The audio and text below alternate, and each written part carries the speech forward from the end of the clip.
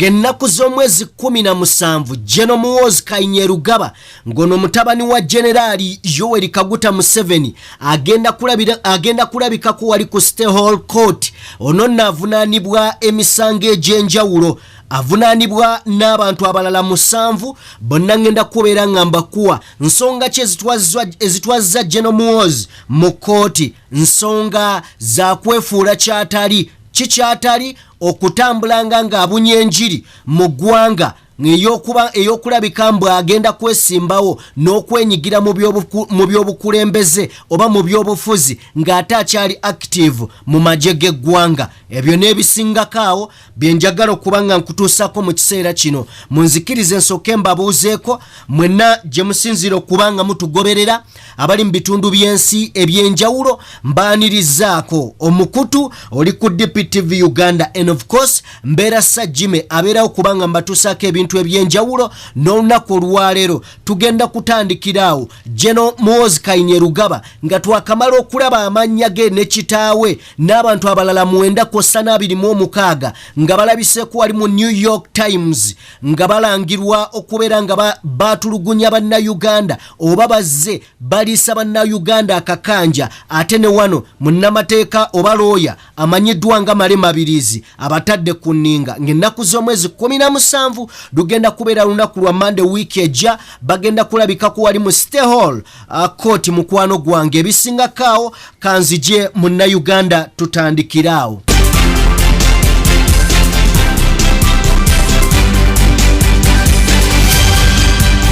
Njagala kwongera kukwebazaako wenna gy'osinzira okuba ng'otugoberera nga bwe nkugambye tutambula ne bakama baffe abatuteekamu akasente ngono ye Aji Abudungabo mulombi wa Ddwa munoonyeeko munnayuganda munnange osobole okuba ng'ofuna ebintu ebyenjawulo amagini gakulumba teweesibaako bizibu Aji Abudungabo abimalanga mu ngeri emu. Tutambula ne Kauka Derrick Investments bakabaka mu kutunda obuyinja obudesigning enjuyo n'erabika bulungi Magida ate era mu ngeri emu. Tutambula ne Alihila Holdings Uganda Limited bano bo bazimbi b'amayumba bakuteera amasannyalaze mu nnyumba n'amazzi mu nnyumba yo n'ebirala bingi banoonyeeko osobole okufuna service afaananako bw'atyo. Munzikirize tutandikire wano olugendo lwa General Muhoozi n'abantu abawerya ddala 7 nga balina okulabikako wali mu kooti eya City Hall Court. Dwaki babataddeyo bingi tobisubwa ogenda kubeera ng'obimanya.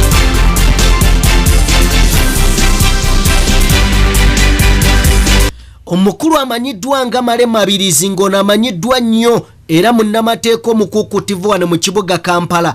Jjukira gye bwavaako bamusiba mbu yayogera ku President Museveni akalebule kakati atazikiza avuddeyo butereevu nnyo n'addukira wali mu City Hall Court n'awaaba omusango era awaabidde mutabani wa Museveni amanyiddwa nga Muhoozi Kainyerugaba n'agamba nti ono asusse okuba nga ate ajajjatta omusimbi gwa munnayuganda kw'ossa n'okubeera ng'ayise we yandikomye amateeka tagamanyi akolanga bw'ayagala. Male Mabirizi takomyawo ayongeddeyo n'agamba nti nno ono Muhoozi tali yekka agasseeko abantu abawerya ddala 7 ng'asooka ku lisiti ye General Muhoozi Kainyerugaba yennyini. Omuntu ow'okubiri ye Andrew Mwenda, omuntu ow'okusatu ye Balamu Barugahare ngono mutegesi wa bivvulu. Mu ngeri yemu ataddeko muganda wa mwami Museveni amanyiddwa nga Toyota naye asobodde okuba nga muteeka ku lukalala lw'abantu bawaabidde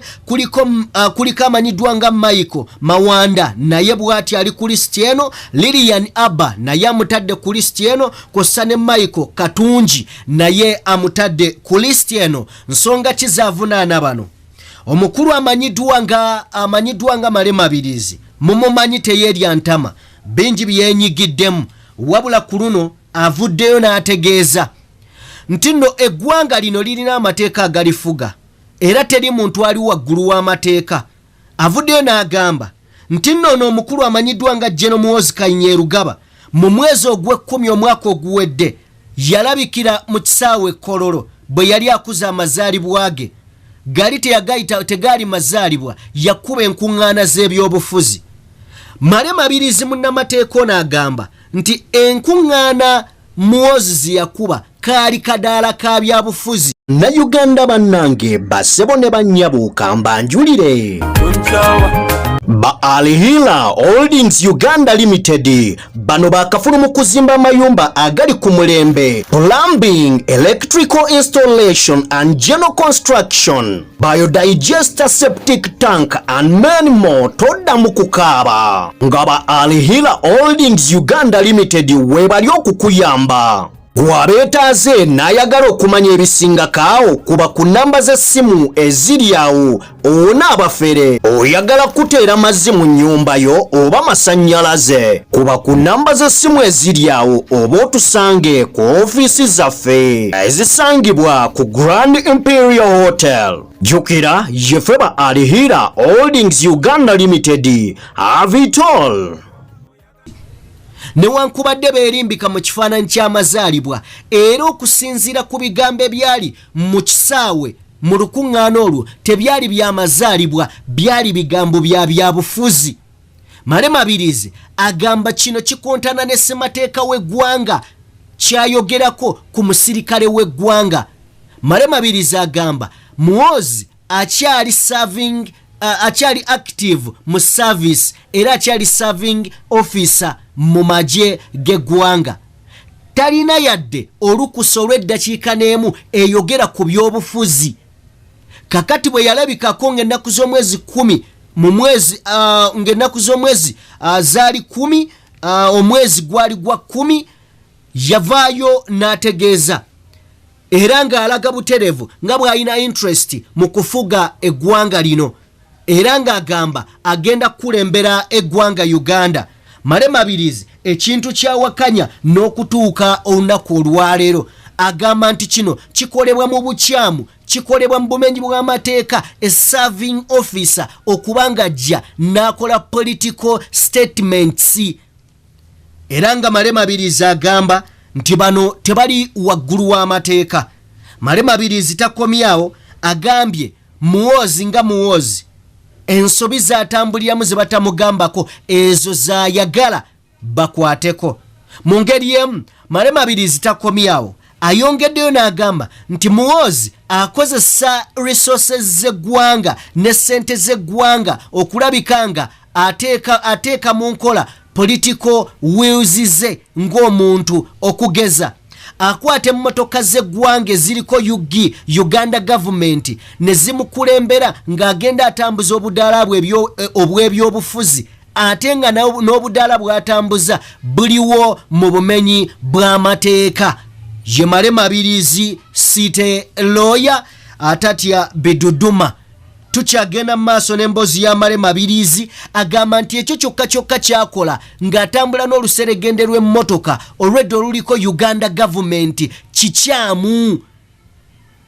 Byonna Muhoozi byali mukola abikola mu bukyamu.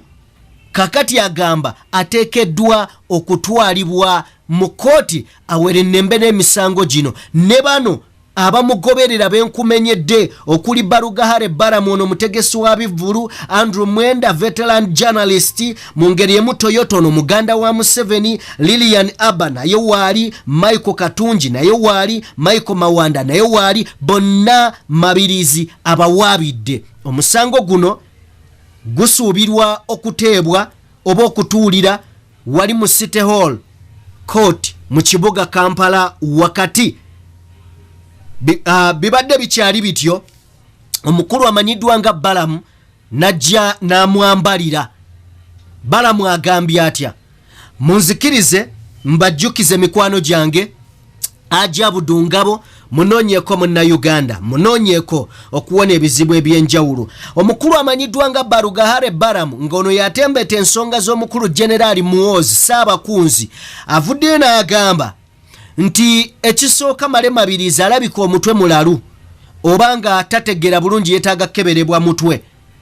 Balamu agamba nti bo ng'abatwala MK movement tebannaba kufunako ku lupapula lwonna dulaga nti waliwo kkooti ebayita.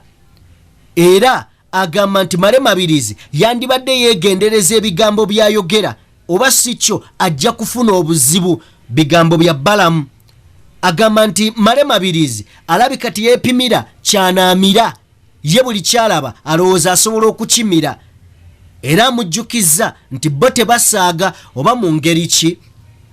Omanyi buli mulembe ogubaawo gubaako n'abantu abeegulumiza era wabaawo abantu abalowooza nti balangira ng'abo be baba basemberedde. Kati oyinza okusanga nga Balamu naye bwe yeeraba bw'ati alaba azaalibwa famire ya mwami Museveni nga bw'olaba Jennifer Furufiga yalowooza muwala wa Museveni oba alowooza Museveni azaala Basoga kubanga Furufiga ye Nakanguubi muwala Musoga naye y'omuwulira nze ndi muwala wa Museveni ndi muwala wa Museveni omugamba koma maayo Abasoga batuuma Natasha oba batuuma Muhoozi n'osirika n'ogamba oba bano be bano Honorable Namboze be yagamba ba useless babayita batya bayita atya kagamba ako nkeerabidde nkeerabidde kankaleke kagende. But anyway ne Balamu balabika bwe bati we bali waliyo emirembe giri egya Idi Amin dada mwalingamu omusajja namusomako nnyo bali bamuyita Maria Mungu. Maria Mungu yali wa tabu niye nekyewunyisa ye yalina kyali kubanga yalina ttaano wa munene Amini yennyini naye nga wa tabu naye ttaano bw'ayogera okiwulira ekintu akibeera wakati ne kati Balamu Jennifer Furufiga naye kale mu ngeri yemu njagala kubeera nga mbongerayo mikwano gyange waliwo ne bannaffe nina story gye nasoose okukola ku makya ne mbagamba mumpe endowooza yammwe mumpandikira obubaka nja kubeera nga mbusoma. Emboozi eno yabadde ekwata ku musirikale eyakubye banne mu nkambi nezija ne mbagamba nti gwe wenna asobola okuvayo n'otubulya olowooza obuzibu buva ku ki okulaba nga abasirikale bakuba bannaabwe amasasi era kyekiyinza okimalawo.